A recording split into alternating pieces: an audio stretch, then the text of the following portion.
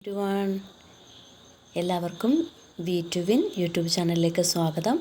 ഇന്ന് നമ്മൾ പഠിക്കാൻ പോകുന്നത് 7ാം ക്ലാസ്സിലെ സാഫ് സഫായി മേ അവൽ ഗാവ് എന്ന് പറയുന്ന പാഠമാണ്. ഇപ്പോൾ പോയാലോ?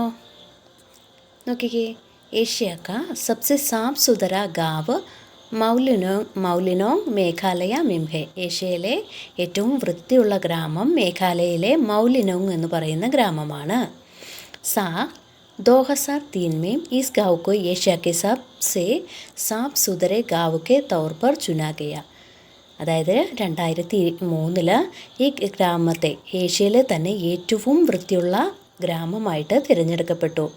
ഇസ് ഗാവ് की सबसे बड़ी खासियत यह है कि यहाँ की सारी साफ सफाई गाँव वाले खुद ही करते हैं.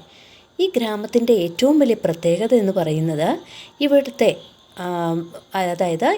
പരിസരവും ആ ഗ്രാമമൊക്കെ വൃത്തിയാക്കുന്നത് ആളുകൾ സ്വയം തന്നെയാണ്. സ്വച്ഛതാ കെ ലിയെ യഹാം കെ ലോഗ് കിസി തരഹ് പ്രശാസൻ പർ നിർഭർ നഹി ഹൈ. അതായത് വൃത്തിയുടെ കാര്യത്തിൽ ആരെയെങ്കിലും ഇവിടെ നിയമിക്കുകയോ അല്ലെങ്കിൽ ഏതെങ്കിലും ഭരണത്തിൻ്റെ കീഴിലോ അങ്ങനെയൊന്നുമല്ല. അവർ സ്വയം അവരുടെ ഗ്രാമം വൃത്തിയായിട്ട് സൂക്ഷിക്കുമായിരുന്നു. ഇസ് छोटे से गाँव में प्लास्टिक पूरी तरह से प्रतिबंधित है.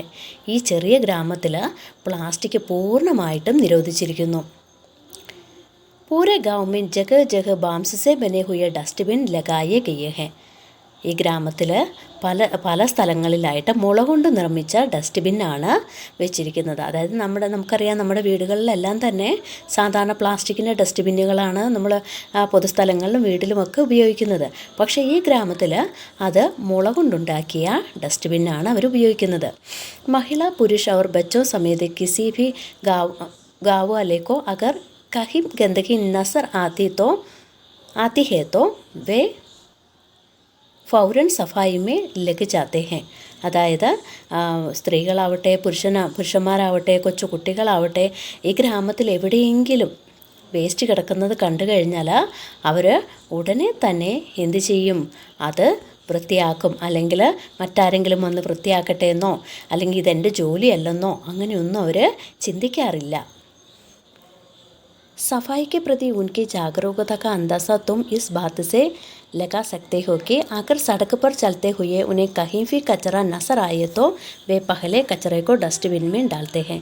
അതായത് അവർ വൃത്തിയുടെ കാര്യത്തിൽ വളരെയധികം അവർ ശ്രദ്ധിക്കുന്നവരാണ്. പ്രത്യേകിച്ച് അവർ വഴിയിലൂടെ നടന്നു പോകുന്ന സമയത്ത് ഏതെങ്കിലും വേസ്റ്റ് മാലിന്യങ്ങൾ കണ്ടു കഴിഞ്ഞാൽ അവരെന്ത് ചെയ്യും? ഉടനെ അത് ഡസ്റ്റ്ബിന്നിലേക്ക് എടുത്ത് ഇടും എന്നാണ് പറയുന്നത്. फिर आगे बढ़ते हैं. പിന്നീടാണ് അവർ മുന്നോട്ട് പോകുന്നത്. यहाँ लोग अपने घर से निकलने वाले कूड़े कचरे को फिर डस्टबिन में जमा करते हैं और फिर उसे एक जगह इकट्ठा कर खेती के लिए खाद की तरह इस्तेमाल करते हैं. അതായത് ഇവർ നമ്മുടെ വീടുകളിലെല്ലാം വേസ്റ്റ് ഉണ്ടാവാറുണ്ട്. അതുപോലെ ഇവരുടെ വീട്ടിലുണ്ടാവുന്ന വേസ്റ്റുകളെല്ലാം തന്നെ അവർ ഡസ്റ്റ്ബിന്നിൽ ശേഖരിക്കുകയും പിന്നീട് ഇവയെല്ലാം കൂട്ടി ഖാദ് കി തരഹ് ഇസ്തേമാൽ കർത്തേ എന്ന് പറഞ്ഞു കഴിഞ്ഞാൽ കൃഷിക്ക് ആവശ്യമായിട്ടുള്ള വളമാക്കി അവർ മാറ്റുന്നു. ऐसे कहा जाता है कि 130 साल पहले इस गाँव को हैजे की बीमारी ने बुरी तरह से जकड़ लिया था. അതായത് 130 വർഷങ്ങൾക്ക് മുമ്പ് ഹൈജെ എന്ന് പറഞ്ഞാൽ കോളറ രോഗം ഈ ഗ്രാമത്തെ പൂർണ്ണമായിട്ടും പിടിയിലാക്കിയിരുന്നു. മെഡിക്കൽ സുവിധ ന ഹോനെ കി വജഹ സെ ഇസ് ബീമാരി സെ ചുട്കാര പാനെ കാ ഏകമാത്ര ഉപായ താ സഫായി കർണ.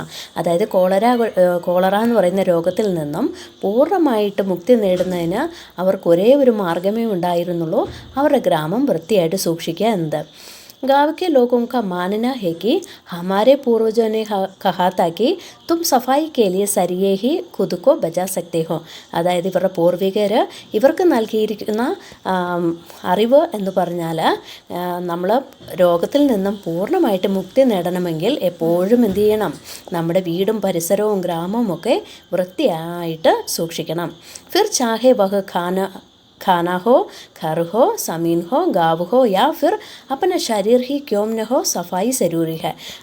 അതായത് നമ്മുടെ ഭക്ഷണമാവട്ടെ, വീടാവട്ടെ, നമ്മുടെ ഭൂമിയാവട്ടെ, ഗ്രാമമാവട്ടെ, നമ്മുടെ ശരീരമാവട്ടെ എപ്പോഴും വൃത്തിയായിട്ട് സൂക്ഷിക്കണമെന്ന് അവരുടെ പൂർവികർ അവർക്ക് പറഞ്ഞു കൊടുത്തിട്ടുണ്ട് എന്നാണ് ഈ പാഠത്തിൽ പറയുന്നത്. അപ്പോൾ കൂട്ടുകാരെ വീഡിയോ ഇഷ്ടപ്പെട്ടെങ്കിൽ ലൈക്ക് ചെയ്യണം, ഷെയർ ചെയ്യണം, സബ്സ്ക്രൈബ് ചെയ്യണം. ഈ പാഠത്തിൻ്റെ ആക്ടിവിറ്റീസ് എല്ലാം തന്നെ ഷോർട്സായിട്ട് ഈ ചാനലിൽ തന്നെ അപ്ലോഡ് ചെയ്തിട്ടുണ്ട്. അപ്പം ബൈ ബൈ.